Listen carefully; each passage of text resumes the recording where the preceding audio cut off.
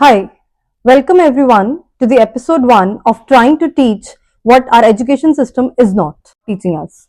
आज हम बात करेंगे देव माता अहिल्या बाई होलकर जी की, जो कि एक वॉरियर थी, रिफॉर्मर थी और एक राजमाता थी। नारी शक्ति, वुमेन एम्पावरमेंट, कितना नया सा शब्द लगता है हमको, लेकिन इंडियन कल्चर और इंडियन हिस्ट्री फिल्ड है ऐसे कितनी ही एग्जाम्पल से जो हमारे को ये बताती हैं कि ये चीज़ हमारे लिए कोई नई नहीं है। ये जो शब्द है वुमेन एम्पावरमेंट, ये जो शब्द है नारी शक्ति, ये कोई नया नहीं है। और ऐसा ही एक सबसे बड़ा उदाहरण है राजमाता अहिल्या बाई होलकर जी का, जो कि एक रिफॉर्मर थी, एक आर्किटेक्ट थी, जिनको लोग बहुत रिस्पेक्टफुली मातोश्री भी कहते हैं। तो welcome to episode 1 of the series of teaching what our education system is not. तो आज हम बात करने वाले हैं Indian history and Indian culture एक बहुत ही बड़ी पर्सनालिटी की, जिनका इम्पैक्ट आज 300 साल बाद भी जाना जाता है, गाया जाता है और रिस्पेक्टफुली बताया भी जाता है। वो है लोक माता देवी अहिल्याबाई होलकर जी का। 31 मई 2025 को इनका 300th बर्थ एनिवर्सरी सेलिब्रेट किया गया भोपाल, मध्य प्रदेश में। She was a warrior, she was a reformer and she was a rajmata and administrator, means an all in one। और आज से करीबन 250 साल पहले, मीन्स 250 ईयर्स पहले भी इनका एक आइडिया, एक नोशन था, one India my foremost India. Means ये 250 साल पहले भी इंडिया को यूनाइट करना चाहती थी, नॉर्थ से साउथ, ईस्ट टू वेस्ट। इनकी पर्सनल लाइफ चाहे कितने ही दुखों से ही क्यों ना गुजर रही हो, लेकिन इन्होंने अपने शासन में एक चीज को पक्का रखा, वो है हमारा कल्चर, वो है हमारा ट्रेडिशन, वो है एक सोच जो आगे बढ़ने को बढ़ावा देती है। राजमाता अहिल्याबाई होलकर जी पैदा हुई 31 मई 1725 में चौंडी नाम के एक छोटे से विलेज में, जो कि महाराष्ट्र में है। इनके पिताजी गांव के पाटीदार थे, मीन्स गांव के हेडमैन थे। अब पहला जो वुमेन एम्पावरमेंट का हमारे को एग्जाम्पल दिखता है, वो इनकी फादर की टीचिंग्स और अपब्रिंगिंग में दिखता है। क्योंकि इन्होंने अपनी बेटी को पढ़ना, लिखना, शास्त्र अध्ययन सब कुछ सिखाया। इन्होंने अपनी बेटी को डिविनिटी और स्पिरिचुअलिटी की तरफ भी जोड़ा। बचपन से ही ये पूजा पाठ और शास्त्र विद्या और शस्त्र विद्या दोनों ही ग्रहण कर रही थी। 8 साल की उम्र में जब एक दिन ये एक मंदिर में पूजा कर रही थी, तब मालवा के राजा मल्हार राव होलकर जी की नजरें इन पर पड़ी। इन पर पड़ी। इनकी स्ट्रॉन्ग और डिटरमिन्ड पर्सनालिटी देखकर उन्होंने मन ही मन ये सोच लिया था कि इनको अपनी डॉटर इन लॉ, मतलब अपनी बहू बनाना है। उन्होंने अपने बेटे के रिश्ते की बात इनके फादर से की, और जब उनको पता लगा कि इतने बड़े राजा खुद आगे से प्रस्ताव रख रहे हैं, तो इनके फादर ने हाँ कर दी। मात्र 10 साल की उम्र में ये शादी करके इंदौर, मध्य प्रदेश में आ गई। और यहाँ से इनका सफर शुरू होता है एक छोटी सी, एक डिटर्मिन्ड बच्ची से मातोश्री या लोक माता अहिल्याबाई होलकर बनने का। मालवा के राजा और इनके father in law Malhar Rao Holkar ji ने अपने बेटे के साथ साथ अपनी बहू को भी सब शास्त्र और सब शस्त्र विद्या सिखाई। उन्होंने इनको राजकीय कार्य, इन्होंने इनको पॉलिटिक्स, इन्होंने इनको एडमिनिस्ट्रेशन और एक रूल कैसे चलता है वो सारा कुछ इनको सिखाया गया। इनके फादर इन लॉ एक दूसरी बड़ी एग्जाम्पल है, जो कि हमें ये सिखाते हैं कि वुमेन एम्पावरमेंट सिर्फ बेटियों तक ही सीमित नहीं थी हमारे कल्चर में, बल्कि बहुओं तक भी थी। इन्होंने अपनी बहू को सारा काम सिखाया, चाहे वो पॉलिटिक्स हो, चाहे वो एडमिनिस्ट्रेशन हो, चाहे वो युद्ध लड़ना ही क्यों ना हो। और ऐसे कई इंस्टेंसेस भी सामने आए हैं जिसमें राजमाता लोक माता अहिल्याबाई होलकर जी अपने फादर इन लॉ के साथ खुद मैदान में लड़ने गई। कुछ ही समय बाद इनकी पति की एक युद्ध लड़ते लड़ते मृत्यु हो गई, और उस समय ये अपने पति के शव के साथ सती होना चाहती थी, क्योंकि सती प्रथा उन दिनों भारत में बहुत ज्यादा चलती थी। तब इनके father in law Malhar Rao Holkar ji ने इनको समझाया और इनको कहा कि इसके बाद पूरे राज्य की जो भी संभाल और देखरेख करनी है वो इन्हीं को ही करनी है, तो वो सती नहीं हो सकती। ये तीसरा बड़ा एग्जाम्पल है जो कि वुमेन एम्पावरमेंट का उस टाइम पर हमें शो करता है कि उस टाइम पर लड़कियां सिर्फ घर में घर के कामों के लिए नहीं, बल्कि एक ससुर ने अपनी बहू को ये कहा कि वो एक पूरा शासन चलाएगी, क्योंकि अब उसके पति की मृत्यु हो चुकी। जी हाँ, लोकमाता अहिल्याबाई होलकर जी का एक पुत्र था, लेकिन तब वो बहुत छोटा था। उसको राजगद्दी पर बिठाया जरूर गया, लेकिन सारा काम लोकमाता अहिल्याबाई होलकर ही करती थी।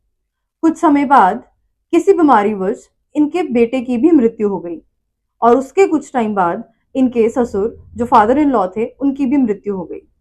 आप देखिए इनकी पर्सनल लाइफ कितनी एडवर्सिटीज से गुजर रही थी। अब ना ही इनके पास इनके पिता थे, ना ही इनके पास इनका पति था और ना ही इनके पास इनका पुत्र था।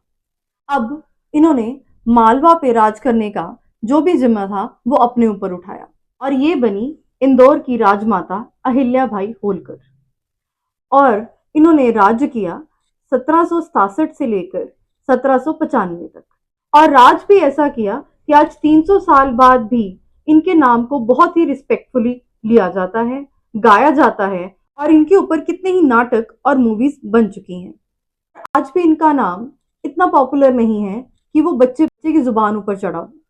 तो आइए अब देखते हैं कि इन्होंने जो 30 साल तक शासन किया उसमें इन्होंने क्या क्या काम किए।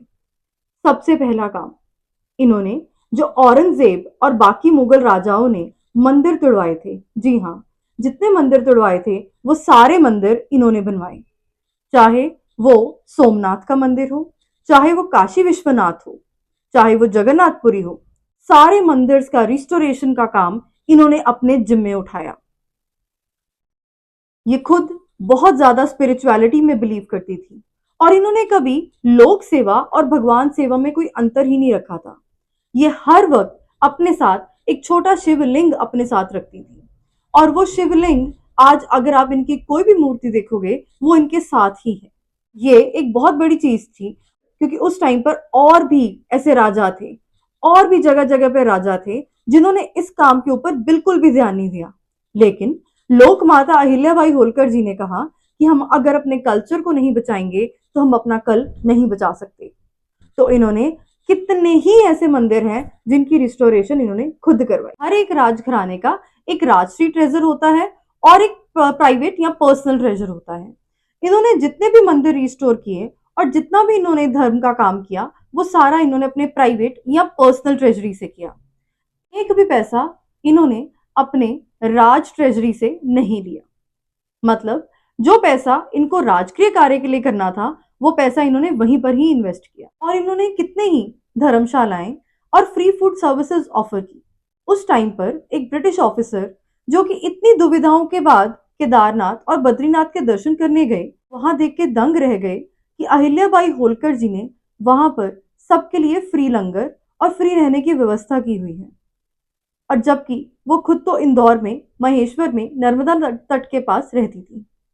सच में इनका जो लीडरशिप है और विजन थी वो बहुत ही बड़ी थी। अपने राज्य के अवधि के दौरान ये रही महेश्वर नर्मदा नदी के तट पर एक छोटे से 2 कमरे घर में, जबकि ये मालवा की राजमाता थी जो कि रूल कर रही थी। लेकिन फिर भी इन्होंने एक संत का जीवन जिया जिसमें ये सुबह उठकर अपनी डेली पूजा पाठ और वर्कशिप्स करती थी। दोपहर से लेकर रात को 1 बजे तक राजकीय कार्य करती थी। इन्होंने वाटर कंजर्वेशन प्रोजेक्ट्स उठाए जिसमें पानी को बचाने के लिए उस टाइम पर इन्होंने कैनाल्स और पॉन्ड्स बनवाए जिससे पानी हर एक को पहुंच भी जाए और पानी की वेस्टेज भी ना। अगला, इन्होंने एंटरप्रेन्योरशिप को बहुत बढ़ावा दिया। उस टाइम पर इंडियन टेक्सटाइल सेक्टर को आज की प्रसिद्ध महेश्वरी साड़ी देने का जो योगदान जाता है वो लोकमाता अहिल्याबाई होलकर जी को जाता है। इन्होंने ऐसे आर्टिजन्स और क्राफ्ट्समैन जो कि अपनी अपनी फील्ड्स में एक्सपर्ट्स थे उनको सूरत और मंडू जैसे जिलों से बुलाया, डिजाइन्स बनवाए सिल्क के कपड़े के ऊपर, ऐसे इंट्रीग्रेट डिजाइन्स बनवाए जो कि इन्होंने रॉयल गिफ्टिंग के लिए रखे। और रॉयल गिफ्टिंग की वजह से ये साड़ीज इतनी फेमस हुई कि इन्होंने एंटरप्रेन्योरशिप का एक बहुत अच्छा एग्जाम्पल दिया जिससे इन्होंने एक नया प्रोडक्ट इनोवेट किया। उस प्रोडक्ट से इन्होंने एम्प्लॉयमेंट को जनरेट किया और जितने भी क्राफ्टमैन थे और जितने भी वीवर्स थे इनको इन्होंने एम्प्लॉयमेंट दी। इनके शासन में इनकी प्रजा सब इनको मातोश्री कहती थी और सब बहुत हंसी खुशी रहते थे। इन्होंने क्रॉप डाइवर्सिटी का जो कॉन्सेप्ट है वो उसी टाइम पर लागू कर दिया। इन्होंने अपने फार्मर्स को कहा कि एक क्रॉप उगाने के बदले वो कॉटन, स्पाइसेस, जूट ये सब क्रॉप्स में डाइवर्सिफाई करें। तो उनसे उनका प्रॉफिट भी और भी ज्यादा बढ़ेगा। ये एक ऐसी शासिका थी जिन्होंने ट्राइबल और नॉमेडिक ग्रुप्स के लिए भी बहुत काम किया। इन्होंने उनके लिए अनयूज्ड लैंड्स के ऊपर एग्रीकल्चर करने के लिए उनको जगह दी। इन्होंने जब देखा कि ट्राइबल्स लूटपाट करके अपना गुजर बसर करते हैं, तो उनको एम्प्लॉयमेंट देने की जिम्मेवारी अहिल्याबाई होलकर जी ने अपने ऊपर ली। इन्होंने ट्राइबल लोगों को प्रोटेक्टर्स के रूप में एम्प्लॉय किया, जो कि बड़े बड़े मर्चेंट्स और बाकी लोग जिनके पास प्रेशियस चीजें होती थी और इधर से उधर उनको जाना पड़ता था, उनके साथ एम्प्लॉय किया और उनको इनके बदले में सैलरीज भी मिलती। उस टाइम पर इन्होंने एक सोशल रिफॉर्मर की तरह भी काम किया। इन्होंने ऐसे कितने ही डिफिकल्ट टॉपिक्स जिनके बारे में लोग बात करने से भी डरते थे, उनको शरेआम सामने लेके आई, जैसे कि minimum age for girls to get married.